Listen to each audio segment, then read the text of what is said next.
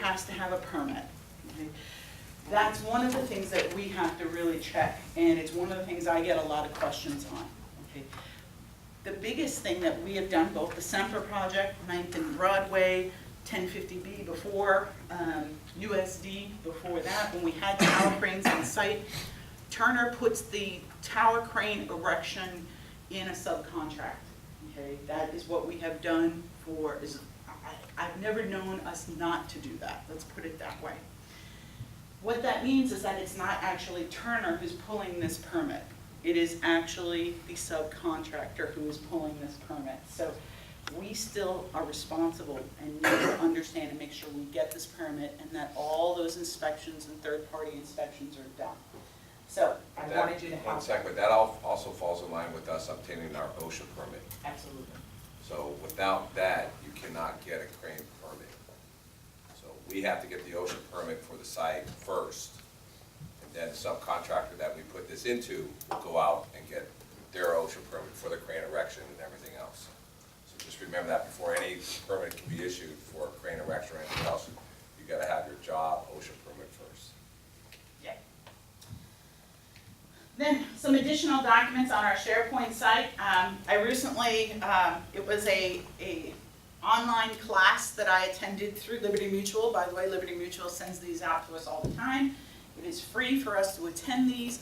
Again, if you're looking for continuation credits, this is an easy, quick way to get some CE credits. Once you get it finished, they actually send you through email a little certificate of completion.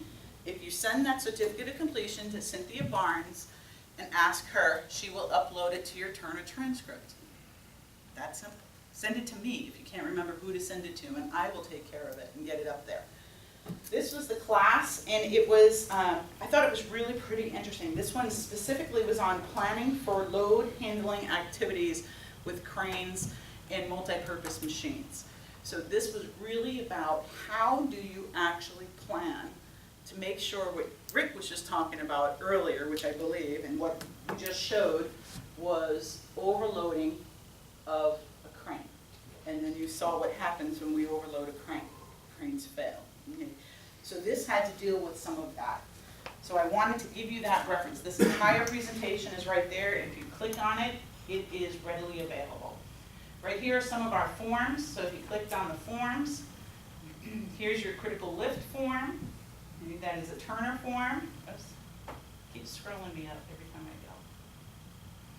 And then here is our, I can't read it when it's really small. I have to wait till it comes up and makes it big for me. Our crane critical lift plan. Okay, so 75%. I get this question all the time.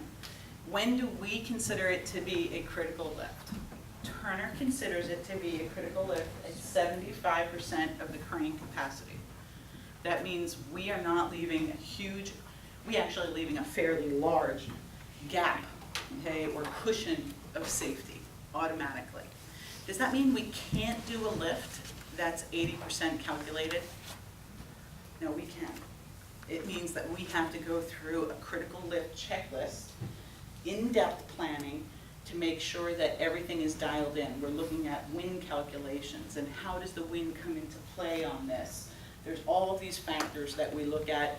You will also be required to do an additional critical lift planning meeting that we have to go through. I actually have to be involved in one that's over critical lift because I have to sign it off and say that it's good. Not too often, not very often. When you get to tower cranes, not very often at all, because our tower cranes are set to go off if they were to get anywhere near that. The limits are set. The only times we tend to get there sometimes are when we are lifting things like the emergency generators, things that are unusual, they're bulky, and you have by this time you have already the building erected. Like at the library, we came into a couple of these with the dome, okay, and we came into it when we set that, it was the generator on the roof, right? The generator, not the sound enclosure, but the generator itself. It was the enclosure. Was it the enclosure? Yeah. The enclosure wasn't overly heavy, but by the time we were putting this enclosure over the generator, we had everything else in place, and because of the positioning of where the crane had to be on the street and where we had to pick it from, at one point, it put the crane into a calculation that made it go over 75%. It made, I think it was like a 78% pick at this point. But wind was a big factor with that, okay? We definitely hit some critical picks on the dome, okay? And these all were critical, by the way, because they were tandem picks. Anytime you bring two cranes together to attach onto one item at the same time, that is automatically a critical pick from the beginning. Even if every crane is at 10% capacity, the fact that you have two separate operators and two separate cranes on that same item makes it a critical pick. And Christine, on that, when you have two cranes lifting two items that are next to each other is not. If they're separate, independent, that is not, those are independent actions, okay? If those two things now get connected, that changes it. Do you guys get that? And every situation is different and unique, and we're gonna come up on all those different and unique situations. So, and by the way, the crane companies are really very good at this.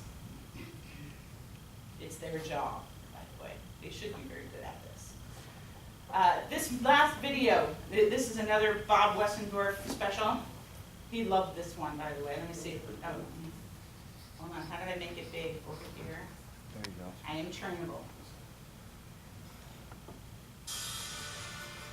I'm gonna speed this up because it takes a really long time. Okay. So what you're seeing is this huge monster crane in the back that's a beast that actually ends up lifting 4 different cranes. So it's showing you how cranes have a capacity, but it has to be planned. And then this crane, once it has these 4 cranes, actually creeps and it moves with these 4 cranes on its crane. It's actually a pretty cool little video. So it's just neat, okay? So here you can see you have this monster crane, and now it's lifted these other cranes, and now this lever is gonna actually move in itself with all these cranes suspended. If it's done right, calculated well, planned out accordingly, it's amazing what cranes can do and do well and do safely.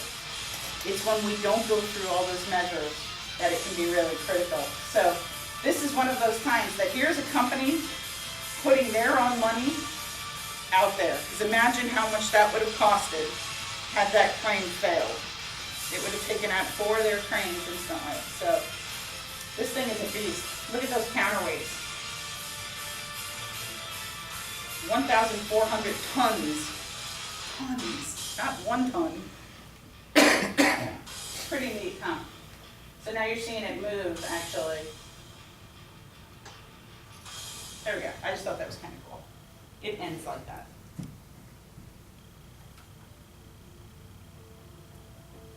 Or not.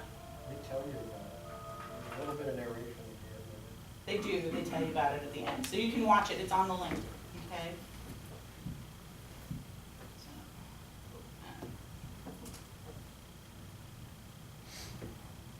Did everyone sign in? Did everyone sign the card?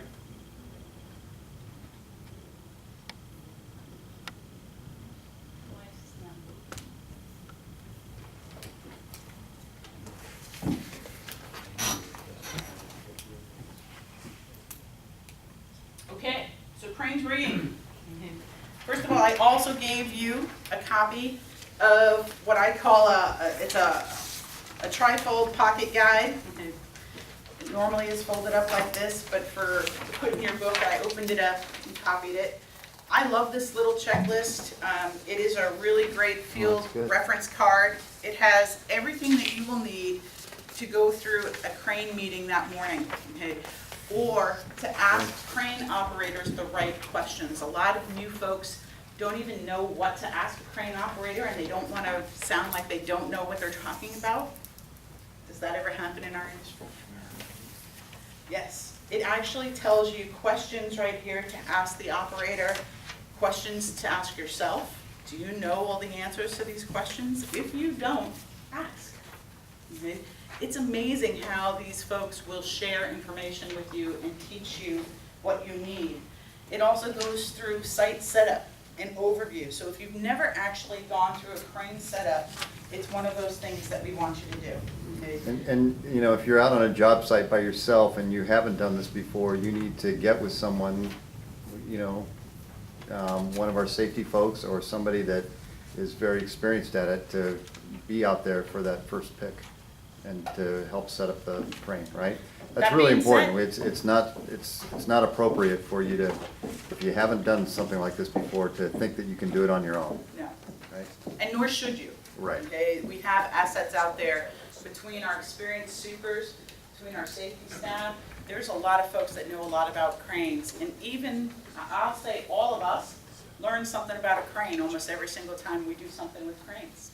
You never stop learning, and crane technology is improving, and it's just amazing what is going on with it. That being said, we had asked you guys to do a little, I'll call it homework, and come here with a crane story. And remember I said I was gonna give a prize to the person with the best crane story? Who's got one they would like to share to kind of kick us off on this presentation? Anyone? Come on. A good crane story? No one? I got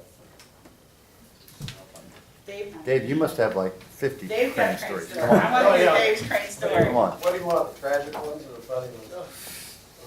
I got them both. Well, you gotta picture Christmas time in a major shopping center in Orange County, like Crown Valley Parkway. And I'm doing an addition on this Robinson May. We had a grade beam we're putting in, it's 32 feet down in the hole, and we had a ramp. And so I had this small crew of rod busters, and they had 111 74-foot number 12 bars to get down in the hole. And these bars weighs about 480 pounds apiece. So they were gonna carry them down into the hole one by one. And so I spent some time with the foreman trying to convince him to let the guys that were erecting steel, that had a 100-ton crane on site, to just rig those things and set them down in the hole for him and get it over with. I finally convinced him to do it. Told him I'd pay the crane operator to do it rather than watch him struggle with the bars getting them down the hole. And the operator did it just out of the goodness of his heart. Well, they thought it worked so good that they talked the guy in the end of the day to go around to the other side of the mall and set it up in the middle of the ring road at 4:30 in the afternoon to hoist them down into the other hole. So I'm back in the trailer and phones started ringing, all the phones in the trailer started ringing. It was the shopping center on the phone wanting to know what we were doing blocking off the road because we had traffic backed up clear down onto the I-5. I missed your crane story. Kind of a fun one. You know, I have to say, I have a lot of crane stories, and mine are probably a little bit different sometimes. Sometimes we assume that crane companies are gonna know their job and do everything right, and this happened to be at the library. It was a small RT, rough terrain crane. I wanna say it was a 50 ton, so it was not a huge crane, okay? Coming out to do some small picks, and they were on the north part of our site, and it wasn't my favorite crane company. So we all have companies we love, and we have companies that we don't love to work with, and this was one that I didn't love to work with, but it was a subcontractor's crane company, so that's who you work with.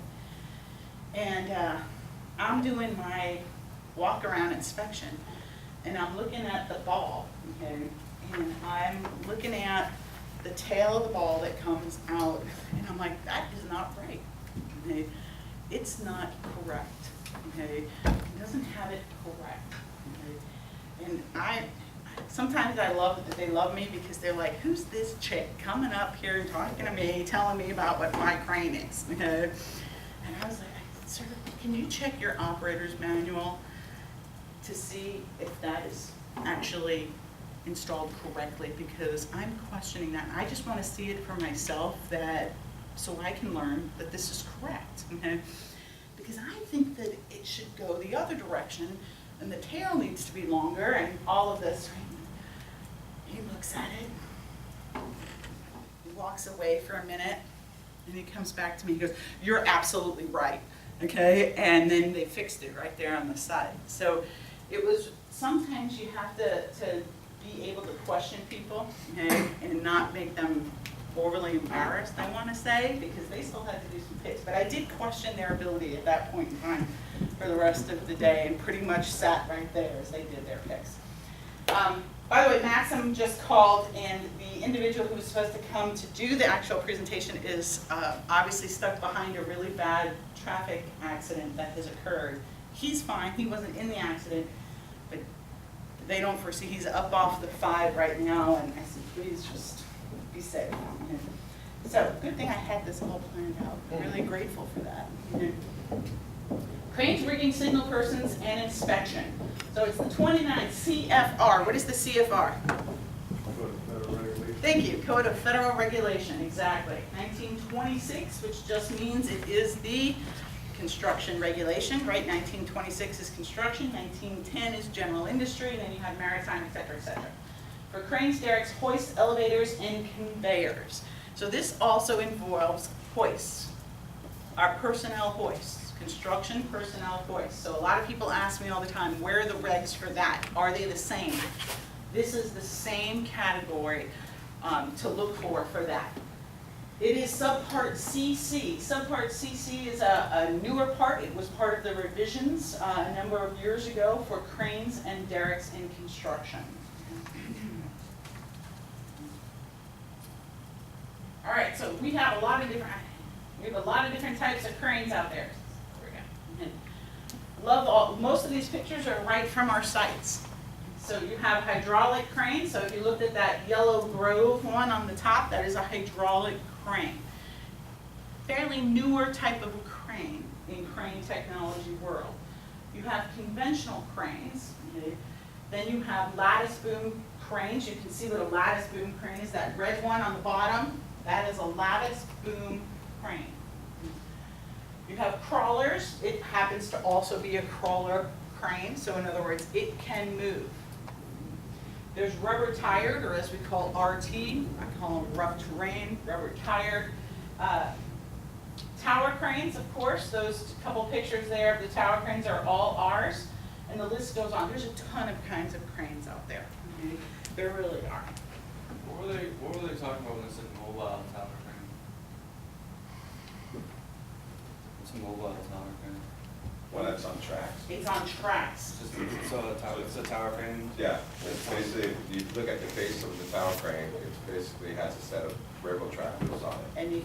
And they set up a railroad tracks, the span of the wheel width of the crane pad, and that it's able to travel back and forth to a job site. I think they had one over at, was it Miramar, where they're building an apartment off of 50? I don't know, I had a chance to experience one when building Salk Institute. They had one out there. Oh, that They would. use them a lot over in Europe too. They use them for farming even, Oh, gantry crane. load hay with them. Gantry cranes, okay? Yeah. Gantry cranes, same thing. Oh, same thing. Same thing, okay? So here's also in our industry where the two words mean the same thing in our industry. So this is, gantry cranes absolutely mean the same thing, okay? Derricks. Derricks tend to be, if you again think of maritime, you think of cranes on barges and things of that nature. Those all tend to be derricks. So, highlights, the new regs, November 8, 2010. Not so new anymore, right? 2010.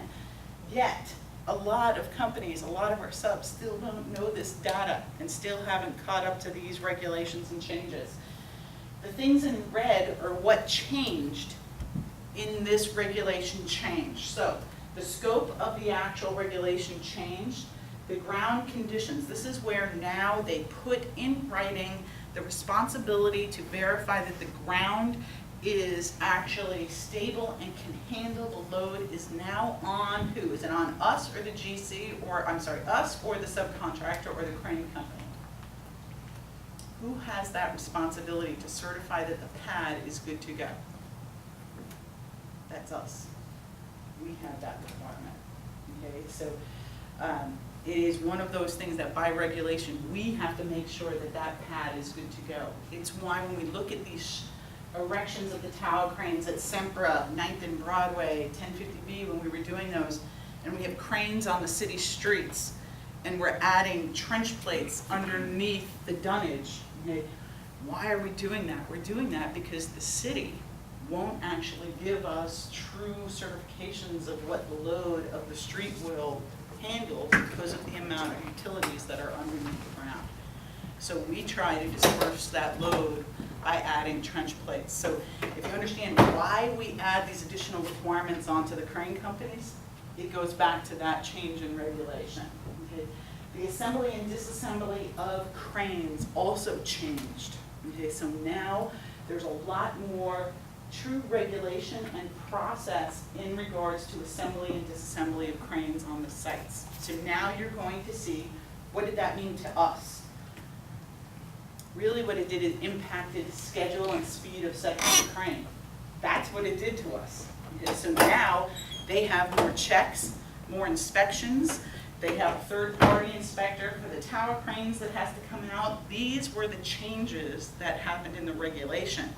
So what that means to you guys, 10 years ago, you might schedule a crane and say it would take this many days. Now you need to add some time to that because takes longer.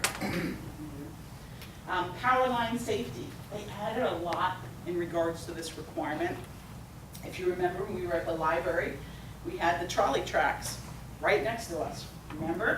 Okay, so here we were setting up all these cranes right next to these trolley tracks with these high voltage lines that we had no authority to turn off or disengage or modify or affect in any way. So how do we do that? How do we put stops in our cranes? And that's what we ended up doing with tower cranes. Okay, if you remember, the tower cranes ended up having blocks so that the operator couldn't even swing over that way. Crane couldn't go. Okay, these were some of the things we had to put in place. Inspections. Who does them, how often? That changed. Signals. They formalized the signals. The hand signal seems like a very common thing, right? Everyone knows what this means. Do they? Does everyone know what this means? Do they? What about when we do that? What does that mean? Okay? This. Okay? This. No, I'm sorry. That's a whole different one. Okay? That's a whole different signal. Okay? Hold on. Okay. There you go. There you go. That's exactly right. Okay. What I'm saying is, if you go back to why the regulation changed, and I'm a big advocate for you guys understanding why the reg changed. The reg changed because the operators union, through communication back from the operators, said that there were so many different people doing all different kinds of stuff that they were having a hard time doing their job correctly and appropriately because they didn't understand what all these people were doing. Okay, so now there's a standard set of hand and arm signals that is required to be discussed before a crane pick with that crew. By the way, it's required. So everyone's on that same sheet of music. You'll see now that our iron workers and riggers, okay, those are probably our two largest scopes in regards to people using hand and arm signals, actually are doing better hand and arm signals. There's a lot less of this willy-nilly stuff. Okay? Now you're actually seeing them doing the actual signals and showing them what they mean. It's because of this. Okay? Just remember, when these guys give hand signals, when you're like 200 feet up in the air, and that operator's down below, and you don't have the radar, you're doing hand signals, this doesn't work. You can't see that, you know, so your gesture's gotta be greater. You know, just as a reminder, when you do your pre-task and everything else in the beginning. That's great feedback. It has to be exaggerated, just like Matt said. It really does, because imagine you're that tower crane operator all the way up in the sky. You're those eyes in the sky, and you're looking down, and you're seeing a hand. Is that hand doing this? Are they doing this? Are they doing this? What are they doing? Okay? It's really hard to see. You'll see now that a lot of riggers wear a different color hat, or they put an X on their hat, okay, their hard hat. That's so that that crane operator, especially on tower cranes, can see all the time. There's my rigger right there. I got him. Bam. Right there. Okay, so it's a really great way of doing that. It also made a provision for signal person qualifications. There's formal classes They have to formally do a class and formally demonstrate that they know how to do hand and arm signals before they can actually signal. It's required. Guess who's required to get copies of that proof of training? We are, under multi-employer job site rules. So we have to remember what regulations are actually enforced now or in place. Fall protection. It added a lot in regards to fall protection regulations for cranes, crane erection, things of that nature. It also added specific language in regards to operator qualifications and certifications, as well as rigger qualifications and certifications. In the language, it also now has formally put in there that our operators and our riggers are now criminally liable for their actions or lack thereof. OSHA has proven this. They have. There's a couple of riggers that are serving time in jail right now for not doing their job correctly as they were convicted of manslaughter. That's a real true thing, okay? So that's where a lot of this comes into play.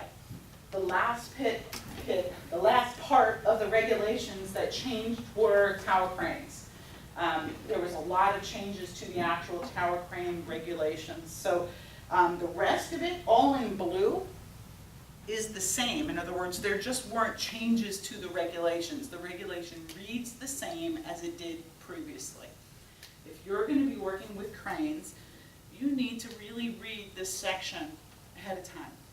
It's a great read. I was going to say it's really interesting. Only I would think, if you're maybe Annie, James actually would think really be interested in this. Scope. Okay, what equipment is covered? Multi-purpose machines. This is a newer section also. Notice it's in red. This is something that really is coming up, and I can say that OSHA, both Cal and Fed, are really looking at it. Why?